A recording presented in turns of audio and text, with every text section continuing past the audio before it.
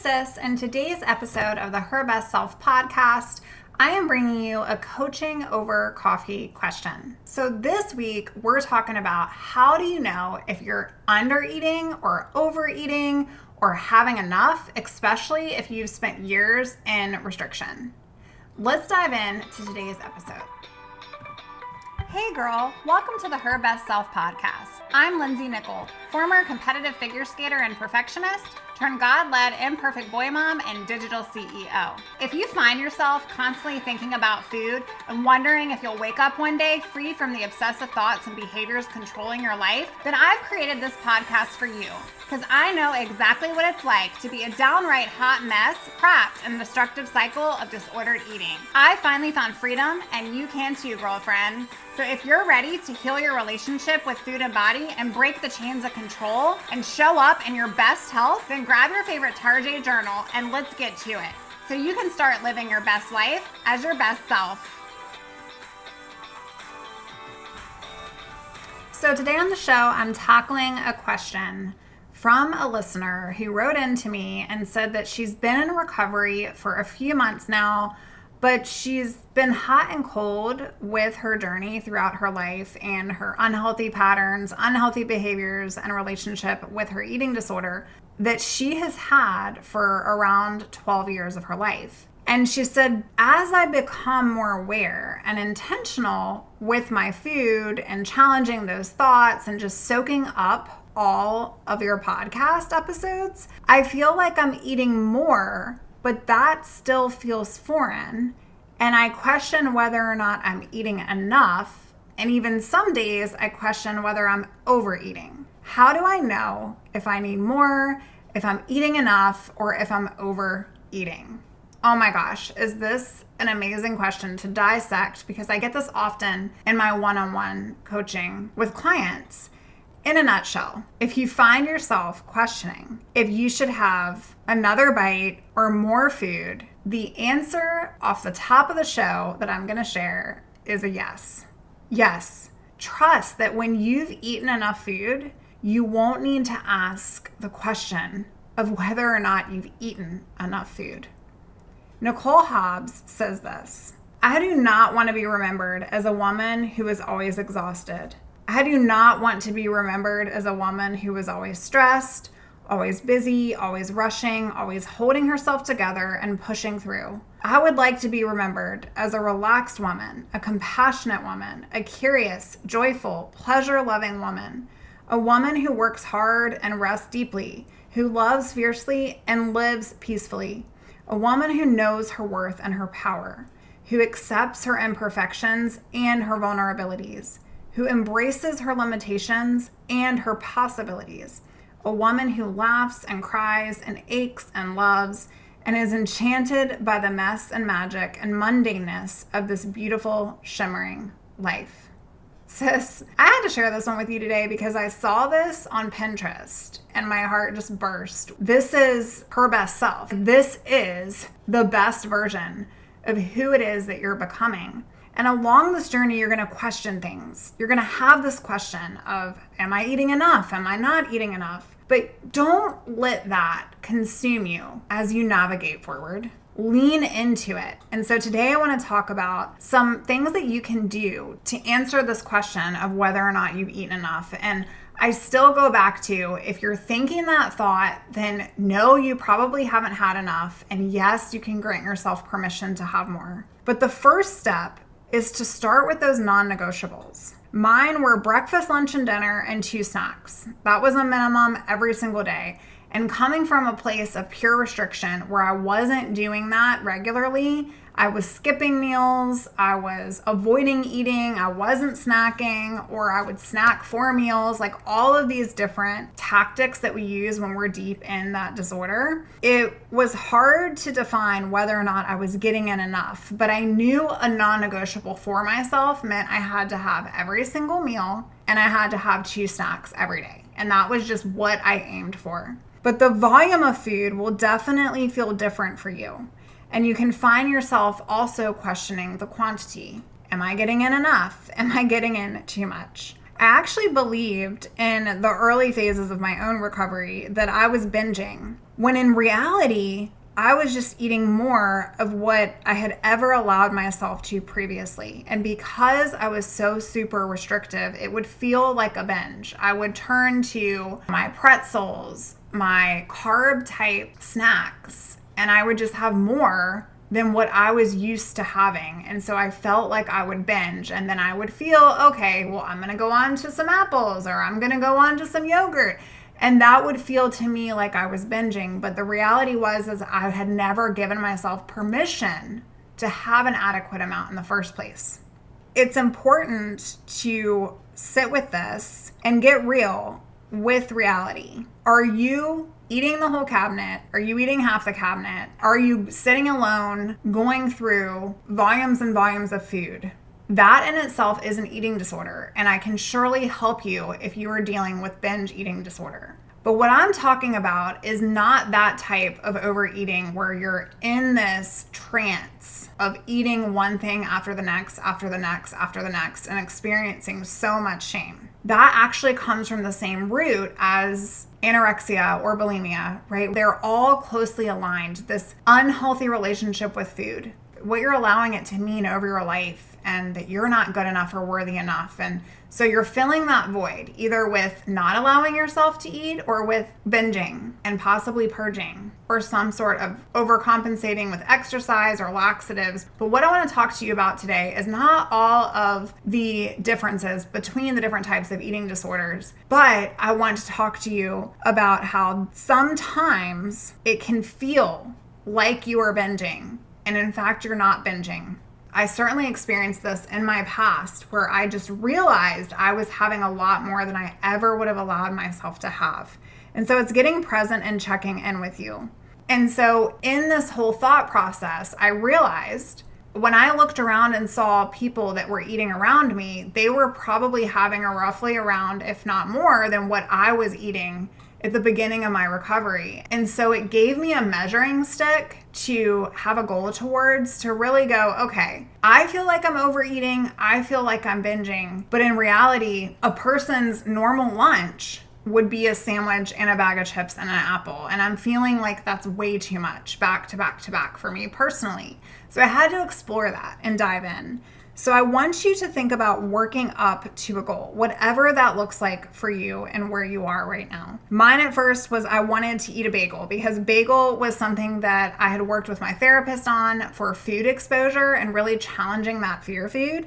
And so I wanted to have a bagel sandwich. It was something that I had made a promise to myself to conquer during recovery, but I had to start small.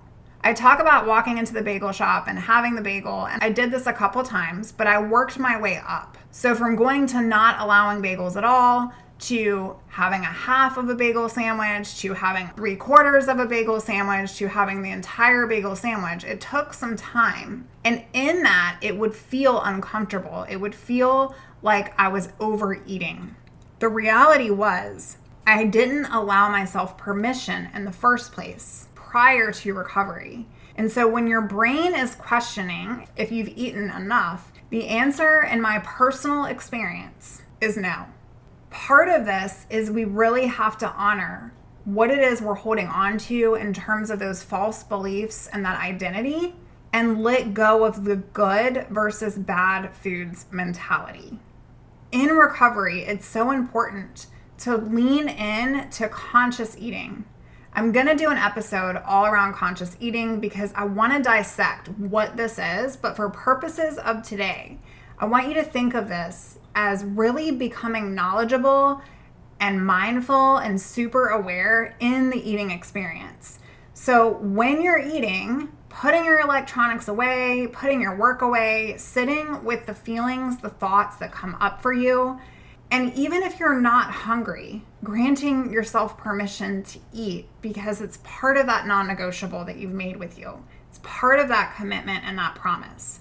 When I was around other people, I would observe them eating without judgment, like I had done in the prior days with the illness. And I would look at what they would order and I would order the same, or I would see, oh, that's interesting. And it wasn't from a comparison standpoint. It was to be around people that did not have an unhealthy relationship with food and to look at how they were navigating that experience. Granted, I still knew I needed to do more, right? Because I had so much to make up for lost time for. But for me, it was really identifying, like, when was the last time that I ate something? So trying this on for you, if you feel like I'm not sure if I should have something right now, well, when is the last time you ate something? Has it been over an hour? Then I would consider it a good opportunity to grab a snack or something to eat. Do you have any hunger cues? This was another one for me. I didn't jump right into my experience with honoring my body and have many hunger cues. Probably because I had put off those cues for so long that my body knew not to even probe me with hunger cues because I wasn't going to eat in the past. And so it took a while for me to get those back. But if you have hunger cues, that's your body. That's a great thing. It's your body telling you it's time. It's time to honor. It's time to nourish. And then another thing to really think about is, do I have proof of where I'm challenging a rule? So think about those food rules. An example, right? If I was having dinner and I was at a barbecue and they had buns and they had burgers and they had hot dogs, was I sitting with, oh, I don't know if I'm hungry, or oh, I don't know if I should eat, or I just had something before I came, or was I honoring and allowing myself whatever it is that was there plus the bun? It's getting real and present with that experience. In my illness, I noticed I would eat very rigidly and only certain foods. And in recovery, what I would do to challenge this, to make sure that I was eating enough, is I would have 2 more bites. Have you ever thought about this? Like when your kids are like, Mom, am I done? And you're like, 2 more bites, just take 2 more bites. I actually like to allow my boys to experience intuitive eating and to watch the way that they eat, because they will have meals where they barely touch anything, and then they will have other meals where they want seconds and third helpings. And I find it very important to just allow their little bodies to be. But in my own journey, I would try on this rule of just 2 more bites, because that would give myself permission to have a little bit more than I was used to having. But it also created a safety buffer that I wasn't going to go off the rails. And another thing that I would do that can help you right now, sis, is pair your foods together. I would constantly affirm, this is my body's medicine. And my goal was to be satisfied and to eat a balance of foods. And by doing this with the letting go of the good versus bad foods narrative, I would always have a carb with a protein and a healthy fat. And it was a staple that I would put on almost as like a new rule, as a non-negotiable, so that I was getting well-balanced nutrition and fighting the rule of you can only have this one thing. If I was thinking I should have more, I gave myself permission to have more. And I want to encourage you today to do the same, friend. The reality was I was making up for lost time. Sis, you were making up for lost time, and you are honoring your body. As you step into the best version of you, the number one thing that's going to give you that freedom that your heart desires is to become intentional. I noticed when I was being rigid or when I felt chaotic, and I would purposely honor my mealtime. I would take pleasure in the experience. I would set candles out. Try this. Put a beautiful bouquet of flowers on your table. Go out and buy yourself some flowers and put them on your kitchen table. Sit there, get a fancy dinner plate, or however is going to help you have this experience that is fun and honoring for you.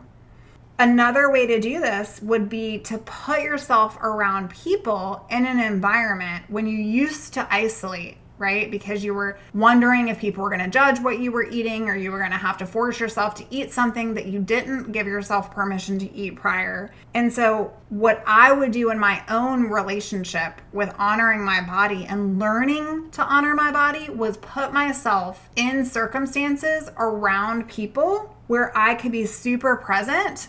And I also had that level of accountability. Right now, if you talk to my kids or you talk to my husband, they know that mom's mealtime is her saving grace. Like, that is my time, right? So once we sit down and we're having dinner, either as a family or sometimes I'm eating with my husband separately, it's important that I honor that experience. And I still do that today. It's being mindful, it's being conscious, it's being present, and allowing your body to soak up all of the good nutrients.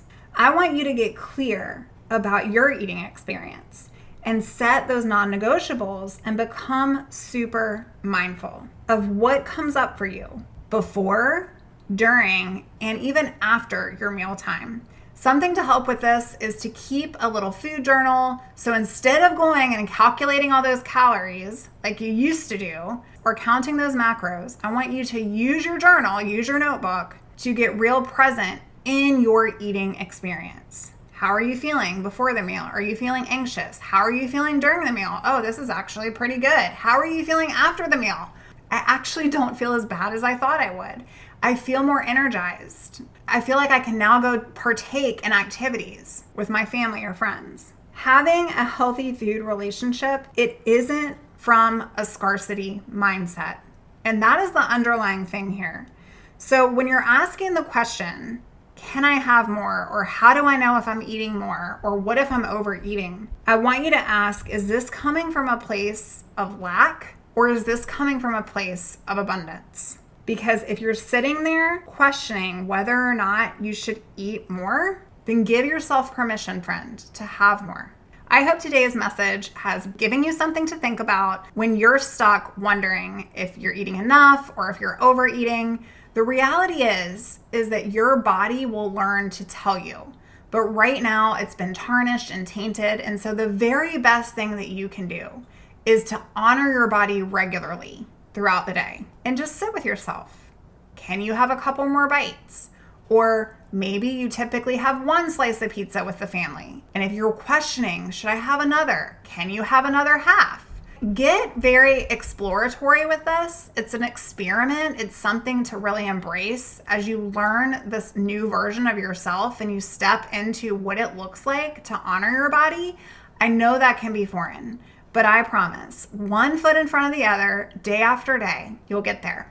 All right, girl, I hope you've enjoyed today's episode. I would be honored if you went out to Apple Podcast or Spotify or wherever you listen to this podcast and rated and reviewed the show, because that gives us more listeners.